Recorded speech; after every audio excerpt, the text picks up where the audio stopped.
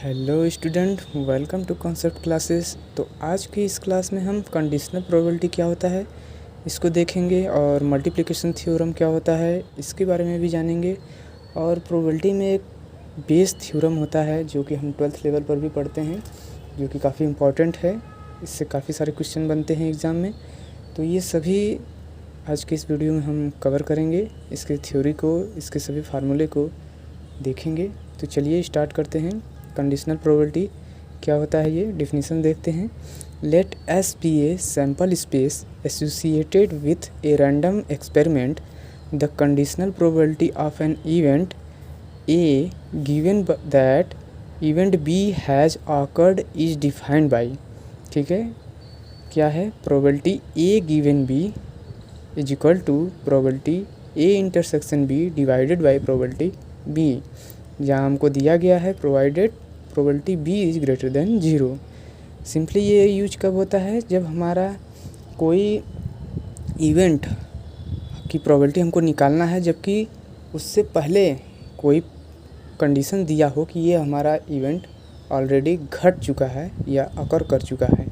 ठीक है, इस पर अभी हम नेक्स्ट वीडियो में क्वेश्चंस लाएंगे तो आपको ज़्यादा क्लियर होगा। इस वीडियो में हम इसके सभी थ्योरी को कवर कर रहे हैं। तो नेक्स्ट देखते हैं मल्टीप्लिकेशन थ्योरम ऑफ प्रोबेबिलिटी। ये क्या है? For two events A and B, probability A intersection B equal to probability A into probability B given A. ठीक है, जहाँ प्रोबेबिलिटी ए ग्रेटर देन 0 है। सिमिलरली अगर ये probability A intersection B equal to, इसको क्या लिख सकते हैं? Probability B into probability A given B, जहाँ प्रोबेबिलिटी बी ग्रेटर देन 0 होगा। ठीक है, फर्स्ट कंडीशन में हमारा प्रोबेबिलिटी ए गिवन बी होगा, या तो यहाँ पर प्रोबेबिलिटी बी ग्रेटर देन 0 होगा। अगर प्रोबेबिलिटी बी गिवन ए होगा तो प्रोबेबिलिटी ए ग्रेटर देन 0 होगा। ठीक है, ये दोनों हमारे मल्टीप्लिकेशन थ्योरम ऑफ प्रोबेबिलिटी कहलाते हैं। काफ़ी ज़्यादा इस क्वेश्चन में यूज किए जाते हैं। इस पर क्वेश्चन देखेंगे तो और क्लियर होगा। ठीक है, चलिए नेक्स्ट देखते हैं क्या है इंडिपेंडेंट इवेंट्स। ये क्या होते हैं? जैसा कि हमने पहले भी वीडियो में इसके थ्योरी को कुछ पढ़ा था, क्या होता है ये। तो अब इसके मैथमेटिकल फॉर्म को देख लेते हैं, इसमें जो कि हमारे कंडीशनल और मल्टीप्लिकेशन थ्योरम में यूज होते हैं। ठीक है, तो an event A is said to be independent of another event B if probability A given B is equal to probability of A. ठीक है, जहाँ प्रोबेबिलिटी बी हमारा ग्रेटर देन 0 है और probability B given A is equal to probability B. ठीक है, यहाँ probability A हमारा ग्रेटर देन 0 है, यानी कंडीशनल प्रोबेबिलिटी जो हमारी होगी वो हमारे प्रोबेबिलिटी ए के बराबर होगी। यानी प्रोबेबिलिटी जो दिया है ये हमारा कंडीशनल प्रोबेबिलिटी है ए गिवन बी, तो ये हमारा सिंपली प्रोबेबिलिटी ए के बराबर हो जाएगा। तब हमारा ये ए और बी इंडिपेंडेंट इवेंट्स कहे जाएंगे। या प्रोबेबिलिटी बी गिवन ए हो, तब इस अगर हमारा प्रोबेबिलिटी बी के बराबर हो तो ये हमारे ए और बी इंडिपेंडेंट इवेंट कहे जाते हैं। ठीक है, अब मल्टीप्लिकेशन थ्योरम ऑफ प्रोबेबिलिटी में इंडिपेंडेंट क्या होते हैं इवेंट, वो देख लेते हैं। ये हमारा कंडीशनल थ्योरम ऑफ प्रोबेबिलिटी के अंतर्गत ये था इंडिपेंडेंट इवेंट्स। अब मल्टीप्लिकेशन थ्योरम यानी इस कंडीशन में इंडिपेंडेंट ऑफ इवेंट्स क्या होता है उसका फार्मूला हम देखेंगे। If A and B are two events with probability A is not equal to 0, probability B is not equal to 0, then A and B are independent if and only if probability A intersection B is equal to probability A into probability B। ठीक है, ये हमारा multiplication theorem है। ठीक है, इसमें हम देख लेते हैं कि ये हमारा इंडिपेंडेंट होने की कंडीशन क्या है। Probability A intersection B is equal to probability A into probability B होता है। ठीक है, अब इन्हीं दोनों का यानी जो ये हमारे मल्टीप्लिकेशन थ्योरम ऑफ प्रोबेबिलिटी हैं और हमारे कंडीशनल प्रोबेबिलिटी हैं, इनकी एक्सटेंशन फॉर्म भी होते हैं। जैसे एक से ज़्यादा अगर हमारे इवेंट हो, एक से मतलब एक से लेके 1 2 3 4 इस तरह के से ढेर सारे इवेंट हो, तब क्या है उसकी एक्सटेंशन फॉर्म है, यानी एक्सटेंशन फॉर एन इवेंट्स।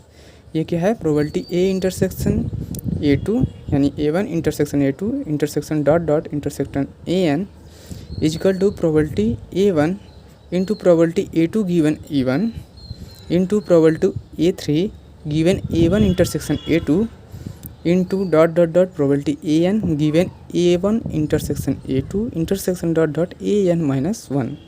ठीक है, सिंपली कैसा है ये इसी तरह का है। अगर यहाँ पर A और B दो इवेंट है तो यहाँ पर सिमिलरली 8 से 1 2 3 डॉट डॉट N तक इवेंट है। तो ये हमारे कंडीशनल प्रोबेबिलिटी ऑफ दर्शाता है N इवेंट्स के लिए।